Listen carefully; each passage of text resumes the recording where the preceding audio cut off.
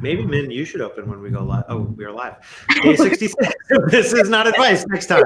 We're answering your questions about work this week, founder questions, and in particular, probably some VC-backed founder questions, where we've got some personal experiences that we will share. Man. Yeah, and this one's kind of a really tactical one that I think comes, we've heard a couple times, but when is it appropriate for a founder to get an equity plus up? Yeah, so let's explain first what that is, which is when you're a founder, you own the company you have started, or you're with your co-founders, and then you get investors and you get diluted by your ownership stake goes down because there's only 100% of the company and they own some, so you own less. And typically all founders, and we certainly want this, are on what's called a vesting schedule, meaning that they receive their ownership gradually over time. Now you might ask, that's weird. I started the company. Why do I need to receive the ownership gradually over time? And there are two reasons for it. It protects co-founders from a founder who wants to leave. And if that founder leaves, if they worked 1 year and everybody else works 15 years, they shouldn't have the same amount. And it protects investors from the risk that they'll invest in something and the founder will leave. That one I don't really believe as much because you started your company, you got an incentive to stay.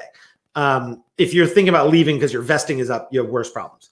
But then what happens is the standard vest these days is 4 years, the standard vesting period, although longer ones are also great, especially for founders. If it's going to work, you can stay a long time.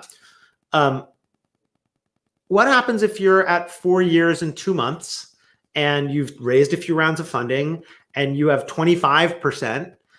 Should you have more?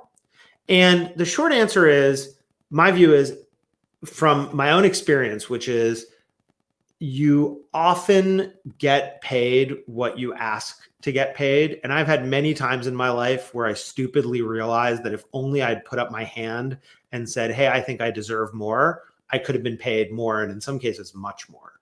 And I say that as a white male. I can't even imagine what it's like for people who lack some of the forms of privilege that I have in terms of asking. And as a founder, there's a version of that, which is if you feel you want more of your company, then it's on you to ask. And is it appropriate to ask? To me, it turns on the following question. If the company had to bring in somebody else, what would they pay them in terms of equity? And usually, let's say you've raised a couple rounds of funding, maybe they'd have to pay them 3% or something like that in terms of equity. Then, that might be an appropriate ask for you. And your team is going to get refreshed grants every few years because you want them to continue to have an incentive. And so for you to be treated differently from your team doesn't make sense. So that's the kind of normal case. Then I just add 50% of the cases are extenuating circumstances of the founder had some unusual thing. They made an error in the beginning and took an investor and got way too much. They don't own enough. And it's a problem for the business that the founder doesn't own enough and you need to do some major recorrection. There are also cases where investors will offer this to the founder as an incentive to take their deal. Meaning a new investor comes in, they say, I'll invest in the following price, but hey, founder, I'll also give you an extra 3%. That you have to be careful about because you have to communicate really openly. Otherwise, it looks like self-interested dealing. Oh, I'm taking these terms from this investor because it's good for me, as opposed to it being good for the company. So full disclosure, rational awareness of special circumstances. But man, if I've learned something in my own experiences, ask. You want to ask for yourself. How does the dynamic change if it's you have multiple co-founders?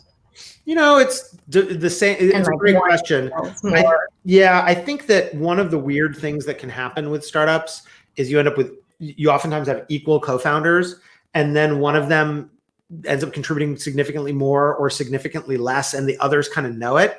I think the answer there is it's a relationship question of working out amongst yourselves what you think is right. As a founding team, ideally you are presenting to the board or whoever decides a package of what you think is the right answer, as opposed to making them if the board has to adjudicate founder stuff, never goes well. That's the end of something, not the continuation of something. And then of course, the equity for each individual might be less if there are more co-founders. And so more co-founders, there might be more of a demand to plus somebody up.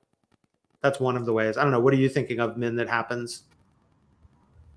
Got it. No, I was actually, this one I feel like I haven't seen personally myself too often. And so I was genuinely curious, like if what you were saying, right? Like if one has contributed more or feels at least, or might perceive him or herself as entitled to more, how that changes. But kind of goes back to open communication. Exactly. The other, always openness and ask, get the courage to ask. And the other one that we should maybe do another day is, what do you do when a co-founder leaves and it seems like they have too much equity? Like they worked for 2 years, but then the company hit product market fit in year 3 and they were gone, but they still own 20% of the company. We call that dead money on the cap table. It's equity that isn't doing something for the future of the business. It's a reward for the past. Of course, the past deserves a reward, but what do you do? Let's figure that out another day. Great. Well, thanks for listening to episode 66 of This Is Not Advice. We're talking about questions about actually startups more this week and next week. And so we'll be back. Tell us your questions and we'll see you soon. Bye, Min. Thank you. Bye.